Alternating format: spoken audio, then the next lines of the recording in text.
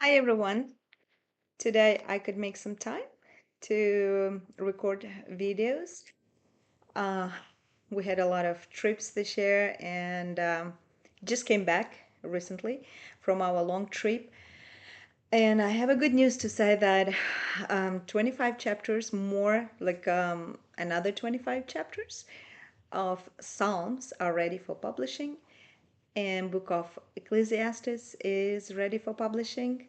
So thank you for all your faithful prayers, for your support. It's just, I really believe that all the fruits that we will see, they will last for eternity, because the best we can give to people is the Word of God. And while we were working as a translation team with the Psalms, there were some verses, words, and sentences that really kind of were tricky for us, or we had to think about them. And I thought that probably my audience will find it fascinating to hear a little bit how we deal with those issues in doing the translation. So some of the verses that I picked today, it's Psalm 35, verse 12. And I want one of my friends to help me with the videos, and he probably will help me to put the verses on the screen so you can also read it for yourself. Anyway, this verse in the NIV translation says that now let me see what I wrote it. They repay me evil for good and leave me like one bereaved. And it was a new word for me, bereaved, in English. But Net Translations puts the second line of this verse in the way that I am overwhelmed with sorrow.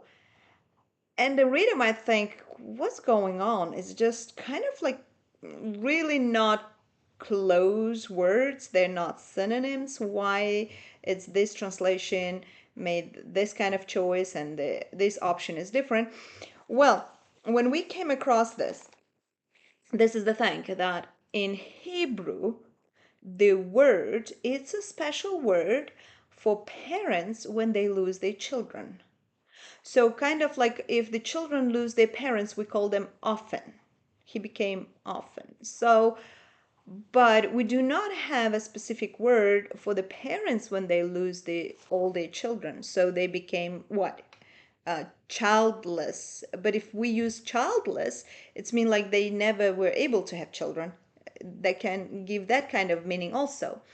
So I guess because in ancient time, it really happened more often when the parents would end up with no children because of sicknesses, because of war, because all kind of things, pestilence and famine. So they had their own term in Hebrew that we cannot find in my language. So what we can in this situation, what we need to do is just to think, what is the point, what is the author wants to convey. And when we looked at the psalm, it's more about emotions. It's not the fact that, okay, I was that person, this is what happened to me, but it's more like he is expressing his emotions. So in our translation, we thought in our language it will work to show that now I feel like so lonely, actually to use often. So we translated that, and now I feel like I became like an orphan.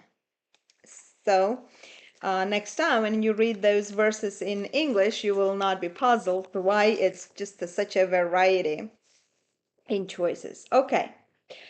Now, another thing was in Psalm 38, verse 15. Um, so let me find. Okay. In that translation, New English Translation says, "Yet I wait for you, O Lord. You will respond. You will respond, O Lord my God. I wait for you, O Lord. You will respond, O Lord my God." NIV translation put it the second line. you will answer, Lord my God. So you will answer.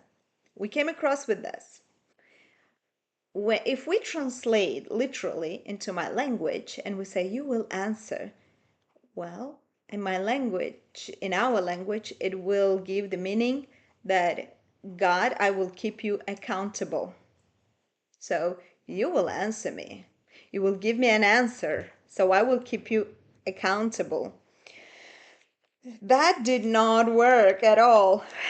Actually, you should understand that when the translator translates, she looks at the original text so much, or the other translations, that she might actually forget sometimes about her own native language and translate literally. So we initially had this literal translation until somebody else with a fresh eye was reading, and then they kind of like puzzled and thought, God will give an answer?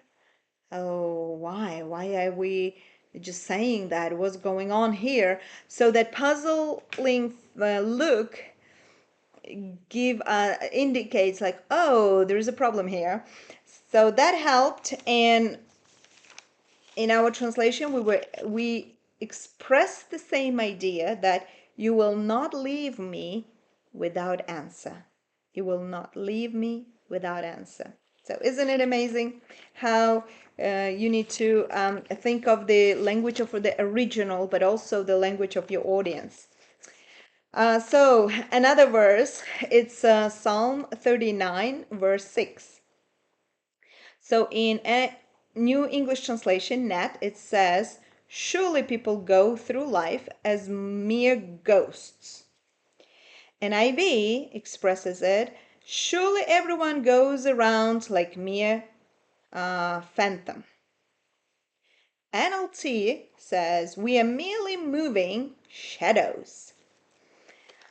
In Hebrew, it's NLT translated close to Hebrew. You will be surprised, right? Oh, what? Yeah. So in Hebrew, it actually says that we're moving like shadows. People move like shadows. So we translated it as it is, as in Hebrew. But when again the reader read and we asked questions, that person said, oh yeah, it's mean that someone was it's these are the people who follow others and kind of like get annoy others, just they follow everyone as a shadow. So we thought, oh, oops, that's not the meaning we want people to understand. The meaning of shadow here is that it passes very quickly. So therefore, in our translation, we express it as shadow, quick passing. Oh, quick passing as a shadow. So, what was another thing that we found interesting? Let me look at my list that I made for today. So, another verse was Psalm 43, verse 5. It says, why, my soul, are you downcast? It was NIV translation. And then in NET translation, it says, why are you depressed, oh my soul? NLT get rid of the word oh my soul totally and says, why am I discouraged?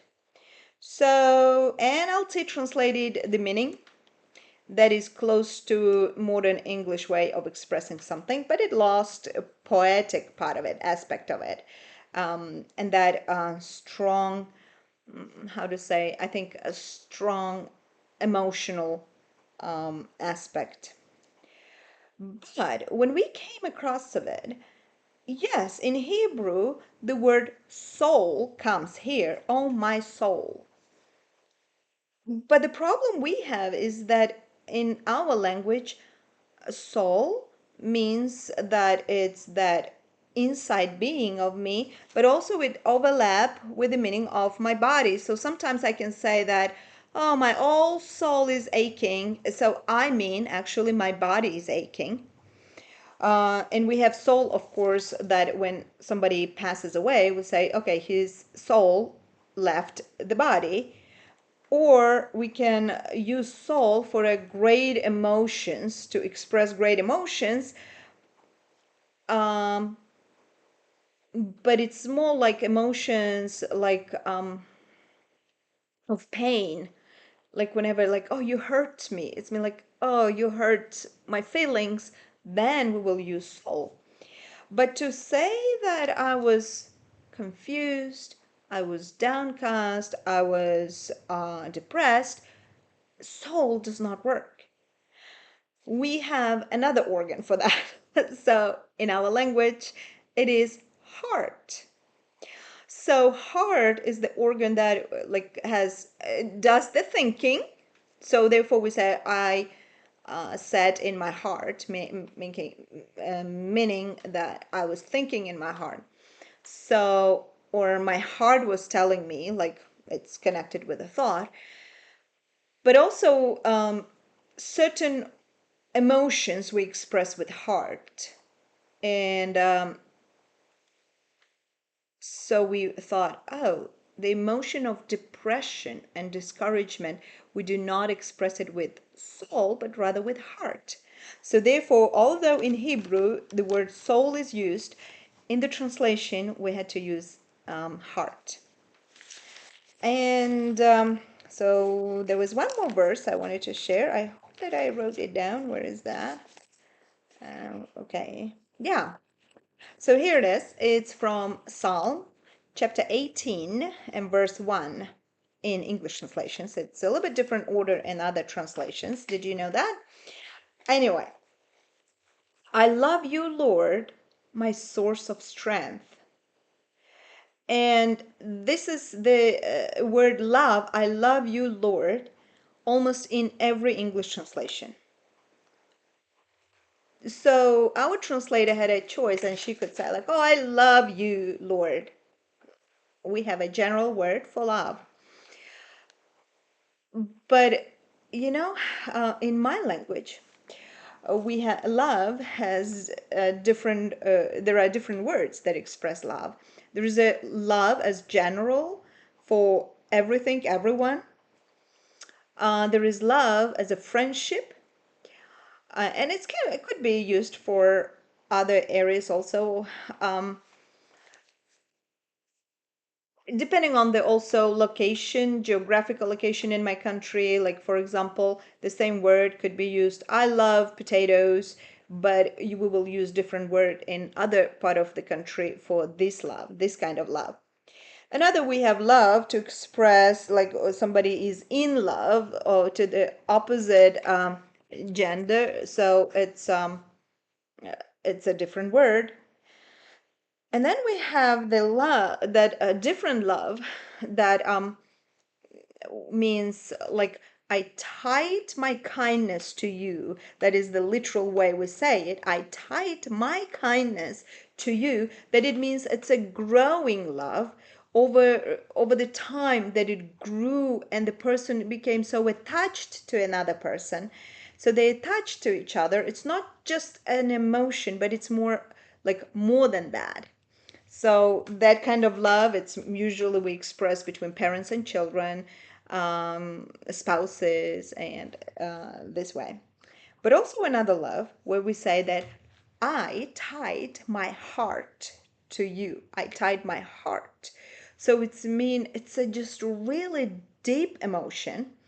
Like yes, the people who are in love can, like a young man and young woman can tell to each other, but also it's like all my focus, all my heart, all my being, it's all on you. That kind of love. And the translator, when she was translating that passages, she said, you know what, I don't feel using that general love. It's kind of does not vivid. And especially the book of Psalms, it's the book of poetry. And what makes poetry different than prose? It's of course it's a lot of emotions. It's a really sharp language. it's on one side. On the other side, it's just really vivid, pictionary, imaginary, and it penetrates deeper when we use that language. So she decided to use, I tied my heart to you, Lord. Oh Lord, I tied my heart to you. You are the source of my strength. But we came to the point that when the consultant was checking and he said, I don't know, it's this expression is not used uh, in other places. I don't know if we can accept it. And guess what? Then at the same time, I really believe that it was not coincident, but the Lord led me, and I was reading the book of James, where it says that do not love this world and everything that is in this world. Since we that book was already translated, and exactly the way the word we used is do not tie do not tie your heart to this world. So we use that word love in that passage, saying like do not tie your heart to this world. So do not make this world all like your obsession. Do not put your focus on it. Do not desire it. So this word actually has this wide range of meanings, like includes everything. So when I pointed to the consultant, he looked and he said, well, okay, it's fair enough. I think that we can accept it. And there you go. In 18, verse 1, now in our translation, we have, I tied my heart to you, Lord. I hope that you will enjoy this just list of the verses that we had to work on them to make them, to give the meaning to our audience.